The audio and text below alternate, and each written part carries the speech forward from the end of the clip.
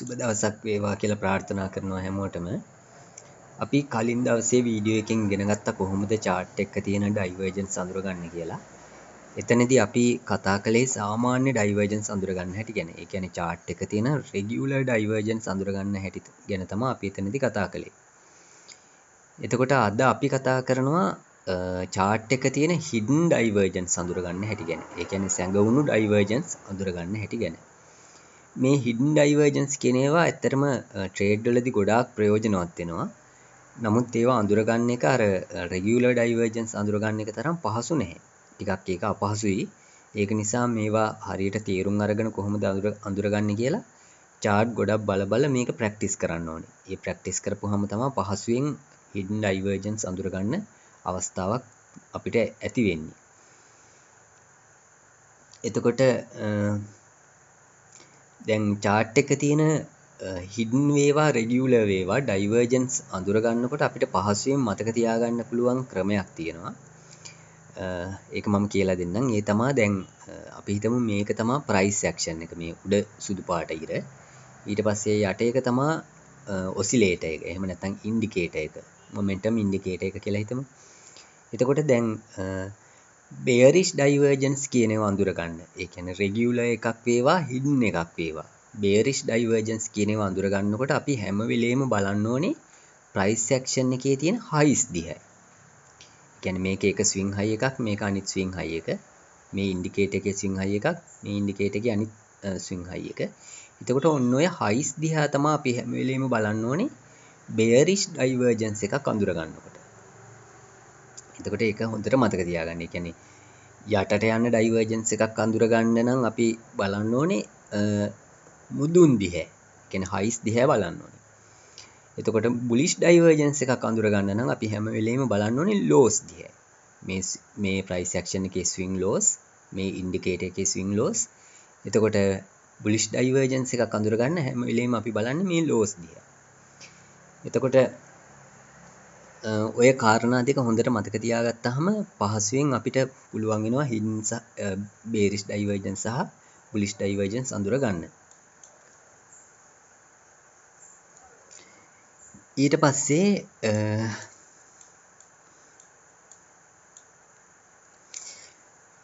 අපි කලින් දවසේ කතා කළා දැන් regular bullish divergence එක ස්වභාවය තමයි price action එක පෙන්නනවා lower lows.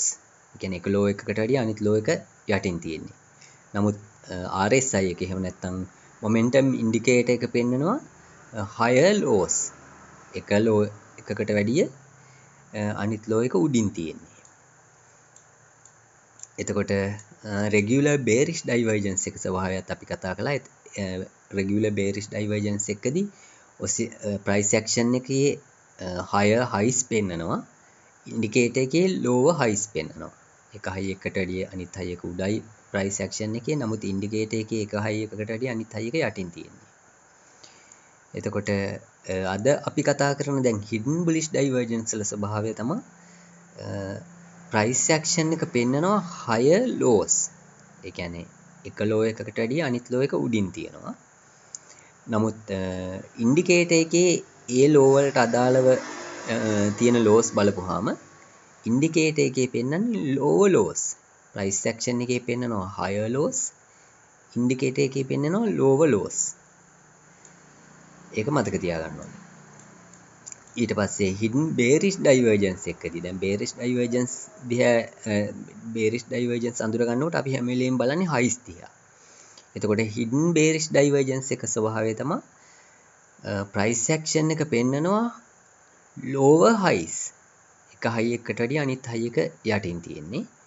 නමුත් oscillator එක පෙන්නනවා higher highs. එක high එකකට වඩා අනිත් high එක උඩින් තියෙන්නේ. එතකොට මේ ටික පැටලෙන්න පුළුවන්.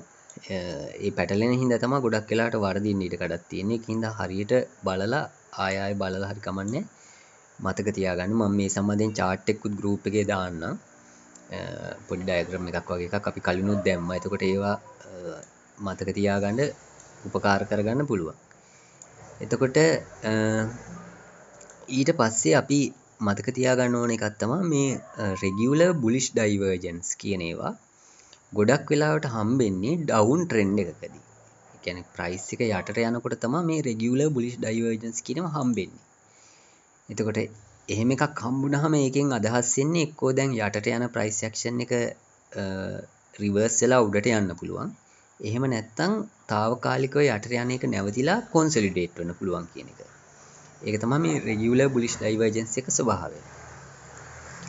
එතකොට නමුත් හිඩන් බුලිෂ් ඩයිවර්ජන්ස් එක ස්වභාවය තමයි මේ හිඩන් බුලිෂ් ඩයිවර්ජන්ස් කියන ඒවා ගොඩක් වෙලාවට අපිට මුණ ගැහෙන්නේ අප් ට්‍රෙන්ඩ් එකකදී.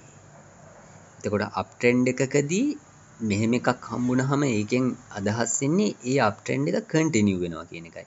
ඒ කියන්නේ ඒ අප් ට්‍රෙන්ඩ් එක තව උඩට යනවා කියන එකයි. ඒක තමයි හිඩන් බුලිෂ් ඩයිවර්ජන්ස් වල ස්වභාවය. ඊට පස්සේ රෙගියුලර් බේරිෂ් ඩයිවර්ජන්ස් ගොඩක් වෙලාවට හම්බෙන්නේ අප් ට්‍රෙන්ඩ් එකකදී. එතකොට අප් ට්‍රෙන්ඩ් එකකදී මේ සාමාන්‍ය බේරිෂ් ඩයිවර්ජන්ස් එකක් හම්බුනහම ඒකෙන් අදහස් වෙනවා එක්කෝ මේක රිවර්ස් වෙලා යටට යන්න පුළුවන් ප්‍රයිස් ඇක්ෂන් එක. එහෙමත් නැත්නම් ප්‍රයිස් ඇක්ෂන් එක తాවකාලිකව පෝස් වෙලා කොන්සොලිඩේට් වෙන්න පුළුවන් කියන එක. එතකොට හිඩන් බේරිෂ් ඩයිවර්ජන්ස් ගොඩක් වෙලාවට හම්බෙන්නේ ඩවුන් ට්‍රෙන්ඩ් එකකදී. ඩවුන් බේරිෂ් ට්‍රෙන්ඩ් එකකදීම තමයි මේ හිඩන් බේරිෂ් ඩයිවර්ජන්ස් හම්බෙන්නේ. එතකොට එහෙම එකක් හම්බුනහම ඒකේ තේරුම තමයි ගොඩක් වෙලාවට ප්‍රයිස් ඒ බේරිෂ් ට්‍රෙන්ඩ් එක දිගටම කන්ටිනියු වෙන්න පුළුවන් කියන එක. ඒ කියන්නේ යටට යන්න පුළුවන් කියන එක.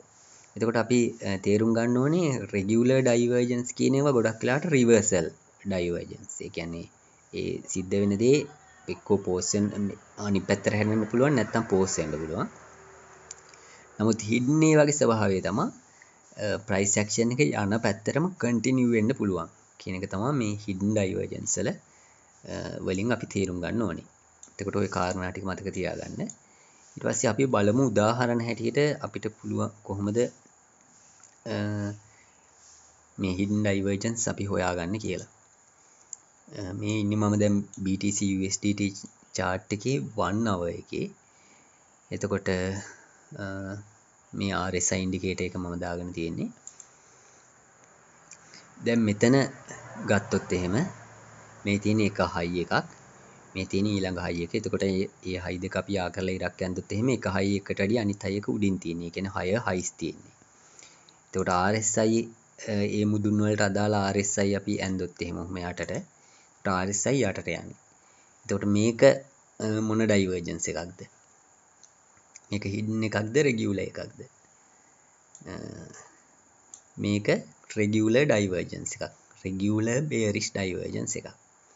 එතකොට මේකෙන් අදහස් වෙනවා දැන් මම කිව්වා අප් ට්‍රෙන්ඩ් එකකදී තමයි ගොඩක් වෙලාවට රෙගියුලර් බේරිෂ් ඩයිවර්ජන්ස් හම්බෙන්නේ. මේක එහෙම අප් ට්‍රෙන්ඩ් එකක්. එතකොට අප් ට්‍රෙන්ඩ් එකේ උඩදී මේ රෙගියුලර් බේරිෂ් ඩයිවර්ජන්ස් එක හම්බෙනවා. ඊට පස්සේ ප්‍රයිස් ඇක්ෂන් එක පෝස් වෙලා තියෙනවා. తాවකාලිකව කොන්සොලිඩේට් වෙලා ඊට පස්සේ යටට ගිහින් තියෙනවා. ඊට පස්සේ දැන් යටට ගියාම ප්‍රයිස් ඇක්ෂන් එක දැන් මේක එක හයි එකක්. ඊට පස්සේ ආපහු උඩට යනවා රිවර්ස් වෙලා. මේක තව හයි එකක් අපිට හම්බ වෙනවා. එතකොට දැන් RSI එක අපි බැලුවොත් එහෙම මේ හයි එකටයි මේ හයි එකටයි අදාළ RSI අපි යා කරොත් එහෙම මෙහෙම මේ හයි එකට අදාළ මේක RSI එක ඊට පස්සේ මෙහෙම ඔය විදිහට යා කළොත් ඔයාලට පේනවා ඇති දැන් මේ හයි එකට අදාළ RSI එක යටින් තියෙන්නේ. ඊට පස්සේ මේ හයි එකට අදාළ RSI එකේ හයි එක උඩින් තියෙන්නේ. එතකොට දැන් අපි හයිස් දිහා හැම වෙලෙම බලන්නේ බේරිෂ් ඩයිවර්ජන්ස් අඳුර ගන්න. එතකොට මෙතන RSI එක මේ ප්‍රයිස් ඇක්ෂන් එකේ හයි එක උඩ, මෙතන ප්‍රයිස් ඇක්ෂන් එකේ හයි එක යට, ඒ කියන්නේ ලෝවර් හයිස් තියෙනවා. RSI එකේ හයර් හයිස් තියෙනවා. එතකොට මේක ඇවිල්ලා hidden bearish divergence එකක්.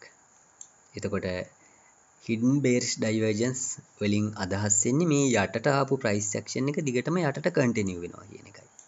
දැන් මේ විදිහටම ඒක ඊට පස්සේ continue වෙලා තියෙනවා.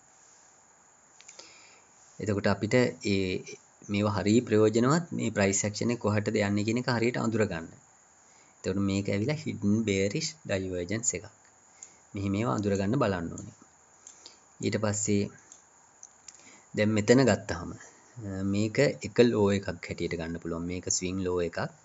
ඊට පස්සේ මේ මෙතන ස්විං හයි එකක් හැටියට ගන්න පුළුවන්. මෙතන තව ස්විං ලෝ එකක් හැටියට ගන්න පුළුවන්. ඊට පස්සේ මේක ස්විං හයි එකක්. ඊට පස්සේ මේක ස්විං ලෝ එකක්. එතකොට මේ ලෝ දෙක අපි යා කළොත් එහෙම ඔහොම එනවා. ඊට පස්සේ අපි මේ ලෝ දෙකට අදාළ RSI කේ ලෝස් යා කරොත් එහෙම මේක එකක්. එතන ඉඳන් මෙතෙන්ට ඔහොම යා කරොත් අපිට පැහැදිලිවම පේනවා ප්‍රයිස් ඇක්ෂන් එකේ තියෙනවා higher lows. නමුත් RSI එකේ තියෙනවා lower lows. එතකොට අපි bullish divergence එකක් අඳුර ගන්න භාවිතා කරන්නේ lows. එතකොට මේකේ higher lows තියෙනවා, මේකේ lower lows තියෙනවා. එතකොට මෙහෙම එකකට අපි කියනවා hidden bullish divergence එකක් කියලා. දැන් මේ මම කිව්වා bullish hidden bullish divergence අපිට හම්බෙන්නේ up trend එකකදී කියලා. එතකොට මේක up trend එකක්.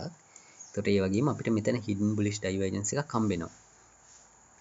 එතකොට මෙහෙම එකක් හම්බුනහම අපිට තේරුම් ගන්න පුළුවන් දේ තමයි දැන් මෙහෙම తాවකාලිකව ප්‍රයිස් එක යටට ආවට මේ බුල් ට්‍රෙන්ඩ් එක කන්ටිනියු වෙනවා කියලා. ඒ වගේම කන්ටිනියු වෙලා තියෙනවා. ඊට පස්සේ මෙතන මේ ස්විං ලෝ එකයි මේ ස්විං ලෝ එකයි අපි මෙහෙම යා කරලා ඊට පස්සේ RSI ඊට අදාළ ලෝස් යා කරොත් එහෙම මෙතන ඉඳන් මෙතෙන්ට එතකොට පේනවා ප්‍රයිස් ඇක්ෂන් එකේ higher lows පෙන්නනවා RSI එකේ low lows පෙන්නනවා. එතකොට මේකත් hidden bullish divergence එකක්. ඒ වගේම ප්‍රයිස් ඇක්ෂන් එක උඩට කන්ටිනියු වෙලා තියෙනවා. ඊට පස්සේ දැන් උඩට ගියාට පස්සේ දැන් අපිට මෙතන හම්බෙනවා ආය ඒක මම පෙන්නන්නම්. දැන් මෙතන higher highs හම්බෙනවා. නමුත් RSI එක අපි ගත්තොත් අපිට RSI එකේ හම්බෙලා තියෙන්නේ lower highs. එතකොට මේක regular bearish divergence එකක්. එතකොට මේ regular bearish divergence එකකින් පස්සේ price action එක යටට ඇවිල්ලා තියෙනවා. එතකොට යටට ඇවිල්ලා ඊට පස්සේ මේ හරියදී support එකක් හම්බෙන්නේ නැති. ඊට පස්සේ support එක හම්බෙලා උඩට යනවා. උඩට ගියපුවාම අපිට පේනවා මේක එක high එකක් swing high එකක් මේක අනිත් swing high එක. දැන් මේ දෙකට අදාළ RSI අපි RSI වල highs යා කරලා බැලුවොත් එතකොට අපිට පේනවා price action එකේ lower highs තිබ්බට RSI එකේ තියෙන higher highs. එතකොට අපි කතා කළා අපි bearish divergence අඳුර ගන්න හැම වෙලෙම භාවිතා කරන්නේ highs. එතකොට දැන් මෙතන එතකොට price action එකේ lower highs තියෙනවා RSI එකේ higher highs තියෙනවා. ඒක hidden bearish divergence එකක්. එතකොට ඒකෙන් අදහස් වෙන්නේ මේ යටට ආපු price යටට බැස් එක දිගටම බැහැගෙන යනවා කියන එකයි. ඒ වගේම දිගටම ගිහිල්ලා තියෙනවා. ඊට පස්සේ මෙතන දැන් ආය ප්‍රයිස් එක උඩට යනවා. උඩට යනකොට අපි මේ එක ලෝ එකක් මේ අනිත් ලෝ එක ওই දෙක යා කරලා ඊට පස්සේ ඊට අදාළ RSI කේ ලෝස් යා කරොත් එහෙම කොහොම එතකොට අපිට පේනවා ප්‍රයිස් ඇක්ෂන් එකේ තියෙනවා higher lows RSI එකේ තියෙනවා lower lows. එතකොට මේක hidden bullish divergence එකක්. ඒකෙන් පස්සේ bullish trend එක continue වෙලා තියෙනවා. ඊට පස්සේ දැන් මෙතන මේ මෑතක සිද්ධ වෙච්ච දෙයක්. එතකොට මෙතන price action එකේ තියෙනවා එක high එකක් ඒ high එකට වඩා අනිත් high එක යටින් තියෙන. ඒ කියන්නේ lower highs තියෙනවා. අපි RSI යා කරලා බැලුවොත් එහෙම අපිට පේනවා RSI එකේ තියෙන higher highs. එතකොට ඒකෙන් අදහස් වෙන්නේ මේ යටට ආපු bearish trend එක දිගටම continue වෙනවා. මොකද මේක hidden bearish divergence එකක්. එතකොට හරියටම ගත්තාම ඒකින්ද මෙතනින් ආය price එක කඩාන වැටුණා. එතකොට දැන් අර උඩදී කවුරු හරි දැන් ගොඩක් අය හිතුවනේ Elon Musk buy කරාට පස්සේ අර Tesla announcement එක කරාට පස්සේ price එක ගොඩක් උඩට යයි කියලා. නමුත් මේ hidden bearish divergence එක දැක්කනම් කවුරු හරි එතකොට එයාට අවස්ථාවක් තිබ්බා මේ හරියෙන් short කරන්න. මොකද ඒක bearish divergence එකක් හින්දා. ඊට පස්සේ දැන් මෙතන RSI ගත්තාම මෙතන මේ price action එකේ තියෙනවා lower lows. නමුත් RSI එකේ තියෙනවා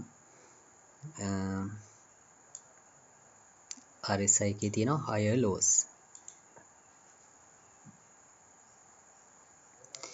එතකොට මේක ඇවිල්ලා රෙගියුලර් බුලිෂ් ඩයිවර්ජන්ස් එකක්. ඒ රෙගියුලර් බුලිෂ් ඩයිවර්ජන්ස් එක ගානට වැඩ කරලා තියෙනවා. ප්‍රයිස් එක ඊට පස්සේ උඩට යනවා. එතකොට ඔය විදිහට අපි මේ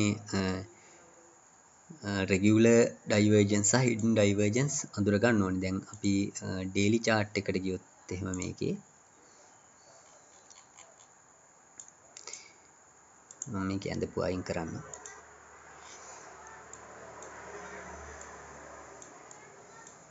එතකොට ඩේලි chart එකේ අපි කතා කළා අර දිගටම තිබ්බා කියලා රෙගියුලර් බේරිෂ් ඩයිවර්ජන්ස් එකක් කොහොම මේ හයිස් දෙක යා කළොත් එහෙම RSI වල තිබෙන lower highs. ඒතකොට මේක සාමාන්‍ය බේරිෂ් ඩයිවර්ජන්ස් එකක්. නමුත් ඊට පස්සේ දැන් මේ ප්‍රයිස් එක යටට බැස්සහම අපි මේ ලෝ එකයි මේ ලෝ එකයි යා කළොත් එහෙම ගොඩක් ප්‍රොෆෙෂනල් ට්‍රේඩර්ස්ලා ඇත්තටම මේ ඩයිවර්ජන්ස් අඳුරගන්න භාවිතා කරන්නේ මේ ක්ලෝසින් ප්‍රයිස්. ඒකත් මතක තියාගන්න. කොහොම යා කරොත් එහෙම ඊට පස්සේ RSI එකත් ඔහොම යා කළොත් එතකොට අපිට පේනවා ප්‍රයිස් ඇක්ෂන් එකේ තියෙනවා higher lows. නමුත් RSI එකේ තියෙනවා lower lows. දැන් මේක අපි ඉගෙන ගත්ත එක මතක තියාගත්තා නම් කෙනෙකුට මේක පැහැදිලිව පේනවා. මෙතන regular bearish divergence එකක් තිබ්බට දැන් මේ තියෙන්නේ hidden bullish divergence එකක් කියලා. ඒ කියන්නේ bullish divergence අපි අඳුර ගන්න බලන්නේ මේ lows දිහා. එතකොට මේකේ price action එකේ higher lows පෙන්නනවා. RSI එකේ පෙන්නනවා lower lows. මේක hidden bullish divergence එකක්. එතකොට මේ divergence එක තමයි මේ දැන් play වෙගෙන යන්නේ. එතකොට දැන් මෙහෙම එකිනෙකට පරස්පර ඩයිවර්ජන්ස් දෙකක් ඇති වුනහම සාමාන්‍යයෙන් රෙගියුලර් ඩයිවර්ජන්ස් එක හිඩන් ඩයිවර්ජන්ස් එකෙන් කැන්සල් වෙලා යනවා. ඒක මතක තියාගන්න ඕනේ. ඒ කියන්නේ බැරි වෙලාවත් රෙගියුලර් බේරිෂ් ඩයිවර්ජන්ස් එකක් තියේදී හිඩන් බුලිෂ් ඩයිවර්ජන්ස් එකක් ඇති වුණොත් අර රෙගියුලර් බේරිෂ් ඩයිවර්ජන්ස් එක මේ හිඩන් බුලිෂ් ඩයිවර්ජන්ස් එකෙන් කැන්සල් වෙලා යනවා. ඒකට ඒ වගේම තමයි බැරි වෙලාවත් regular bullish divergence එකක් තියෙද්දි hidden bearish divergence එකක් ඇති වුණොත් අර regular bullish divergence එක hidden bearish divergence එකෙන් cancel වෙලා යනවා. එතකොට අපි මේ සම්බන්ධයෙන් පරිස්සම් වෙන්න ඕනේ. එතකොට මේක chart බලලා, ඒ කියන්නේ එක එක time frame එක එක coin වල chart ගොඩක් බලලා පුළුවන් තරම් divergence mark කරන්න. hidden ඒවා mark කරන්න. රෙගියුලර් ඒවත් මාක් කරන්න. ඊට පස්සේ මාක් කරලා මේ තැන්වලදී කොහොමද ප්‍රයිස් එක හැසිරෙලා තියෙන්නේ කියලා හොඳට තේරුම් ගන්න බලන්න. එතකොට සමහර වෙලාවට වැඩ කරලා තියෙයි, සමහර වෙලාවට වැඩ කරලා නැති වෙයි. එතකොට ඒවා ගොඩක් වැදගත් අපිට ප්‍රයිස් ඇක්ෂන් එක තේරුම් ගන්නකොට. ඊට පස්සේ දැන් මෙහෙම ඩයිවර්ජන්ස් අඳුරගත්තට පස්සේ අපි මේවා ට්‍රේඩ් කරන්නේ කොහොමද කියලා කල්පනා කරන්න ඕනේ. එතකොට දැන් ඩයිවර්ජන්ස් එකක් තිබ්බ පළියට ඒක ට්‍රේඩ් කරන්න අපිට භාවිතා කරන්න බෑ. ඒක කන්ෆර්ම් කරගන්න ඕනේ. මොකද සමහර ඒවා ෆේල් වෙනවා. එතකොට නිකම්ම ඩයිවර්ජන්ස් එකක් දැකලා එකපාරට බයි කරන්න සෙල් කරන්න ගියොත් එහෙම අපිට පාඩු වෙන්න පුළුවන්. ඒක නිසා හරියට ඒවා කන්ෆර්ම් කරගෙන තමයි ට්‍රේඩ් කරන්න ඕනේ. එතකොට මම ඊළඟ වීඩියෝ එකෙන් කියලා දෙන්නම් කොහොමද මේ ඩයිවර්ජන්ස් කන්ෆර්ම් කරගන්නේ. කන්ෆර්ම් කරගෙන ඒවා කොහොමද ස්ට්‍රැටජිස් වලට පාවිච්චි කරන්නේ ට්‍රේඩ් කරන්න කියලා. එතකොට ඒකදී මම විශේෂ ස්ට්‍රැටජි කිහිපයකුත් කියලා දෙන්න. සාමාන්‍යයෙන් කියලා කොහෙන්වත් දැනගන්න හම්බෙන්නේ අඩු. එතකොට නමුත් ඒවා හරියට භාවිතා කරන්න නම් අපි දැනට ඉගෙන ගත්ත ටික හොඳට ප්‍රැක්ටිස් කරන්න ඕනේ chart වල divergence mark කර කර. එතකොට ඒක පුළුවන් තරම් කරන්න. ඊට පස්සේ අපිට අර ඒවා confirm කරගෙන trade කරන හැටි ගැන ගන්න පුළුවන්. හොඳයි, සුබ දවසක් වේවා කියලා ප්‍රාර්ථනා කරනවා හැමෝටම. ඊට පස්සේ මේ සම්බන්ධයෙන් මොනවා හරි ගැටලු තියෙනවා නම් අපේ Telegram group එකට join වෙලා එකෙන් අහන්නත් පුළුවන්. නැත්නම් comment එකකින් අහන්න. එතකොට අපි උත්තර දෙන්න බලන්න ඊළඟ වීඩියෝ වලින්.